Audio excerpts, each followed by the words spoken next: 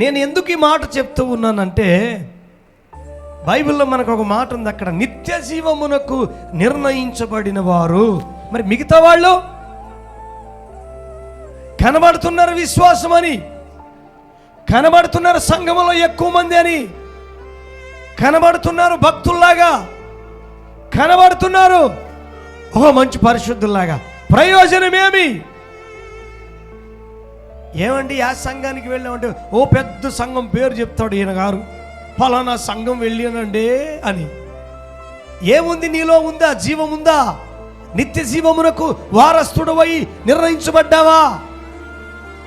కాబట్టి ఈరోజు పెద్ద సంఘం అని, పెద్ద భక్తి అని, నేను బాగున్నానని, ఇన్ని దినాలైంది బాప్తిసం తీసుకున్నాను, ఓ పెద్ద భక్తుండి అని, భక్తురాలని నీ వేషం కనపడతా ఉంది, నీ క్రమం కనపడతా ఉంది. నువ్వు విశ్వాసవో కాదో నీ వేషాన్ని దేవుడు బాగా చూస్తూ ఉన్నాడు.